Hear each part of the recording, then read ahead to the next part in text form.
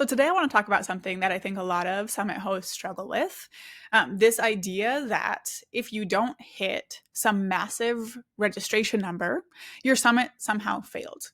And I recently had my own experience with this, like I shared in last week's video, and I want to share what I learned from that because after all these years of being highly involved with summits, like it still impacted how I view success. So I just wrapped up a summit, if I'm being totally transparent, which I usually am, I had fewer registrations than I was hoping for.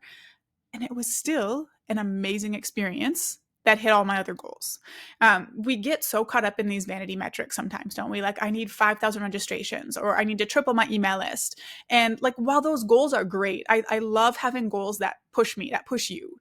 While those things are great, we lean on those things heavier than we should. And like, even in my marketing, I lean on that kind of messaging heavier than I'd like to because it gets people's attention, right? Those things are not the only measure of success.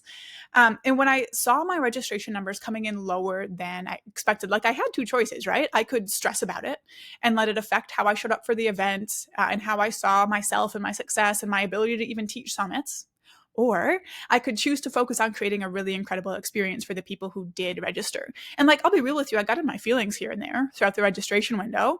But overall, I chose the latter by the time the event rolled around, and it completely transformed the experience. I wasn't sitting here throughout the event like, oh, this summit is smaller than I thought it would be. Like, no, it was wonderful. Our live calls were still full of engagement. They lit me up every single time. I woke up each morning of the event literally just pumped to get started and like check the community and communicate with people. Attendees were actively participating, asking questions, sharing these powerful takeaways. The community that formed was like tight knit and supportive. And I think in some ways, having a smaller group allowed for more meaningful connections as well. Not that you can't make meaningful connections in a large group, but it was just like something I noticed here. I got to know some of the attendees better. I could respond to really all the comments and questions personally. There was this like intimate feeling that might have been lost in a much larger summit. Again, not that large summits are bad. I will take them, but I was just able to see like the bright side of having a smaller event.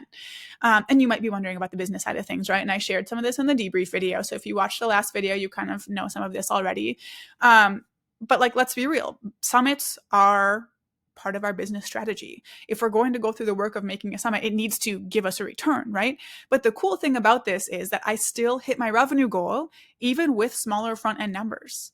And part of the reason for that is because the people who did attend were highly engaged and they were the right fit for what I was offering. Also, the monetization strategies we teach in the Launch with the Summit Accelerator work. That's not a surprise to me, but this is further proof.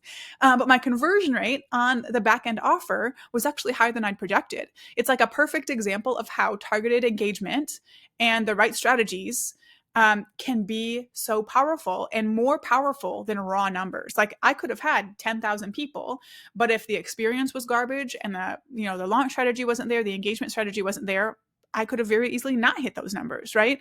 And I think this experience really forced me to look at how I define success. And I hope it can be encouraging for you too. Like, is it just about getting as many people as possible to register?